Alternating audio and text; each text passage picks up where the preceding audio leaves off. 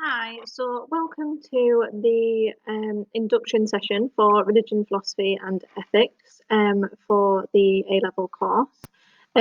So, just a little bit of information about the course. So, there are three papers. There is a Christianity paper, a philosophy paper, and an ethics paper. In Christianity, you learn about the core elements of Christianity, but also study how Christianity is impacted on society. So, in relation to the treatment of women and whether the UK can still be considered a Christian country. In philosophy, you learn about different arguments that are put forward to understand why we're here, whether there's a God, whether science has all the answers. We look at some of the significant challenges that oppose the existence of God, so things like the problem of evil, whether science and the Big Bang Theory completely disprove the existence of God, and if not, can science and religion be compatible? And then in ethics, you learn about morality, so how we should behave, what impacts on our behaviour, and what impacts on the way that we make our choices. And that's what today's induction session is going to be on. So some of you will have obviously done ethics before in your religion, philosophy, and ethics lessons, where you may have looked at abortion and euthanasia, and that is part of the A-level course as well. So, an introduction to ethics. So, this is what we cover basically in the 2 years. Just on the ethics paper, obviously, this doesn't include what we study in Christianity and in philosophy. So, we look at ethical thought. So, this is basically how we make ethical decisions. So, do our moral choices come from things like instructions from God? Are they just from society? Are they things that we are taught and therefore are like everyone's morality is going to be different? We look at natural law, which is one of the ethical theories that we study, and we apply it to issues of abortion, euthanasia, immigration, and capital punishment. Capital punishment is the same as the death penalty. That's just the correct term for it. Situation ethics is applied to homosexual and polyamorous relationships. So we do spend some time looking at the LGBT community and how they've been treated, and how the law has changed regarding those types of relationships.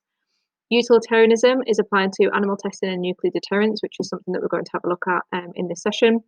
And the concepts of free will and determinism, which is basically where we consider whether you are actually free to make your choices or whether things determine the choices that you make. So, are you determined by your parents? Are you determined by your biology, by your upbringing, by the society that you live in as a whole? So, for example, like in the UK, we look at murder as being wrong. But if you go to certain tribes, it may not be seen as something as wrong as we view it here.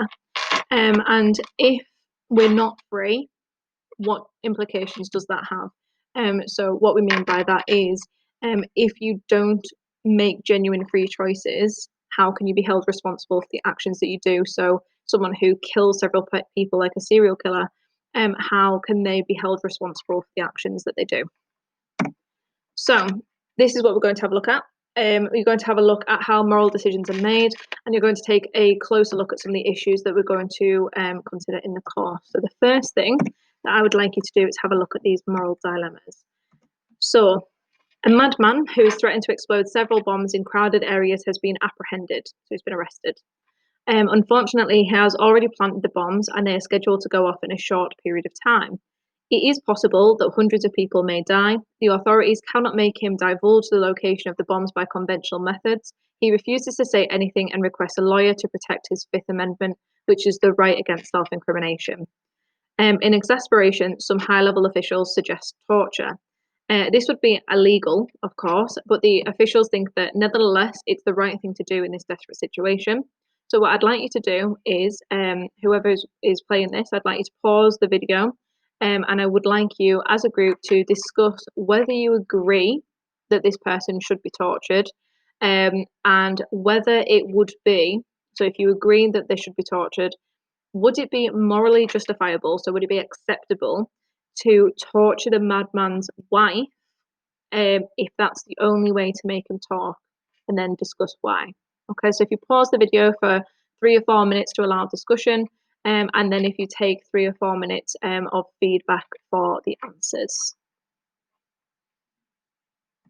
Okay, so now that you've done that, we're going to have a look at another one. So this one's the ferry dilemma. So two ferries set sail at the same time. Both are around 15 minutes into their journey when they find out that the boats have been rigged with explosives and have a detonator. At first, it seems strange that they would receive a detonator for their own explosives. Then a message comes over the soundboard. The voice states that each ferry has until midnight, which is in 1 hour's time, to decide whose boat explodes or both will explode at midnight. On one boat, there are convicted criminals and the staff who are taking them to prison. On the other are just regular people of all ages. What would you do? Who do you think would make the decision first? So again, if you pause the video here, take 3 or 4 minutes to discuss, and then 3 or 4 minutes to feedback.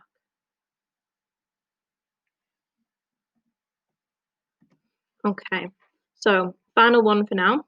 So the dutiful doctor. A brilliant transplant surgeon has 5 patients, each in need of a different organ, each of whom will die without that organ. Unfortunately, there are no organs available to perform any of these 5 transplant operations until a young, healthy traveller just passing through the city the doctor works in comes in for a routine checkup. In the course of doing the checkup, the doctor discovers that his organs are compatible with all 5 of his dying patients. Suppose further that if the young man were to disappear, no one would suspect the doctor. Should the doctor sacrifice the man to save his other patients? Okay, so again, I want you to decide what would you do in this situation. So pause the video here, discuss it with your partner, and then feedback your answers. Okay, so this is where we'll have a look at the first ethical theory. So utilitarianism is the idea of doing the greatest good for the greatest number. So I'd like you to do is think about the responses that you've given already. Do you act in a utilitarian way? So were your decisions based on saving the most amount of lives? Were they based on what would have the best impact for society? And if so, you have responded in a utilitarian way. Okay, so what we're going to do now is we're going to apply this idea of the greatest good for the greatest number. So even if you didn't think this way, that's fine. But what I'm going to ask is that you apply the utilitarian way of thinking, so the greatest good for the greatest number, to this idea. But I also want you to decide whether you think, without this sort of utilitarian view, whether Harry S. Truman is a hero or a villain. Okay, so Harry S. Truman drops the 2 atomic bombs that end the Second World War. He argued that by dropping the bombs on Japan, he saved 125,000 American lives and 125,000 Japanese lives. Japan had refused to surrender after Germany had surrendered. Therefore, an attack on Japanese mainland was imminent. This war was expected to last another year, with an estimated 250 to 500,000 deaths. Truman allowed the first bomb to be dropped on Hiroshima on the 6th of August in 1945, and that killed over 70,000 people. And the second on Nagasaki on the 9th of August, killing around 40,000 more people. Thousands more were injured, and thousands also experienced radiation poisoning because of the nuclear blast, which meant that they ended up with things like cancer as a long-term side effect of the nuclear weapons that were dropped. Now, this did lead to the savior of thousands of American lives and the surrender of Japan. So, thinking about the utilitarian view, did Harry S. Truman act in the right way? And in your view, is Harry S. Truman a hero or a villain? Okay, so again, pause the video here, discuss it, and take some ideas. Okay, so how does this link to the course? So in ethics, we consider the use of nuclear weapons as a deterrent, which means that they're used to prevent another country using their nuclear weapons because you have them. So, for example, let's say that the UK and America wanted to go to war, and America were considering using nuclear weapons. Because we have them, we're able to use them to deter America from attacking us. And it's basically that promise that if you use your nuclear weapons, we would retaliate, which leads to what's known as MAD, mutual assured destruction. There has not been any nuclear weapons used since the Second World War. However, if there was a nuclear war, there would be catastrophic damage done, worse than any of the world wars that we've seen so far. There would be significantly more deaths, significantly more damage done, and the cost of nuclear weapons is in its millions every year. So it's worthwhile bearing that in mind as well. So with all of that information in mind, do you think we should have nuclear deterrence? So again, if you talk about this with your partner, and then feedback in a couple of minutes.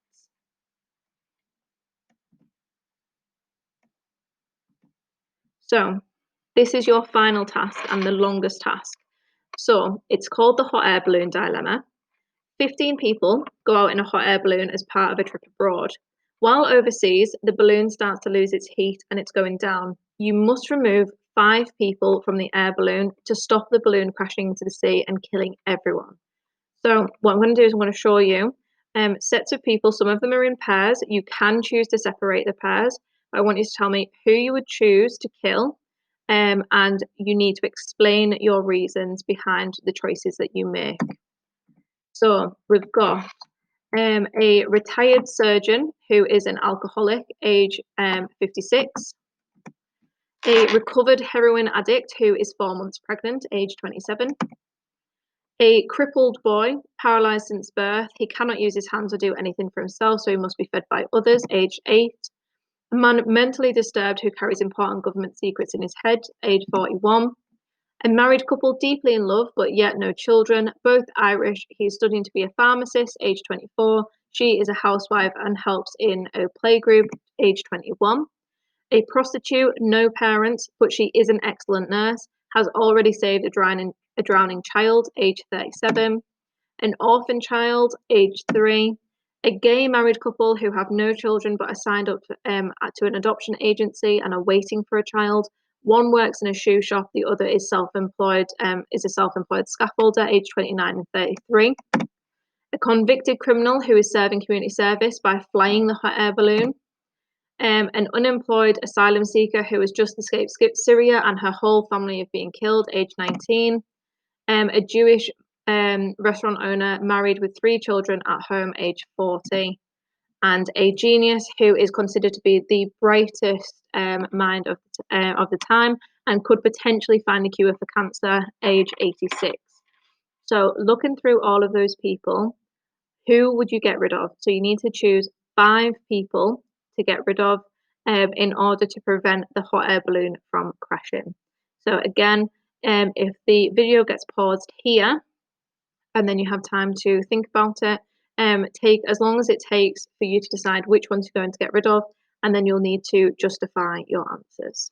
Okay, so hopefully you have enjoyed this session and you are considering taking religion, philosophy and ethics. Obviously, if you do have any other questions, they could be passed back to me and I'll be able to answer any of those questions. Okay, so thank you very much.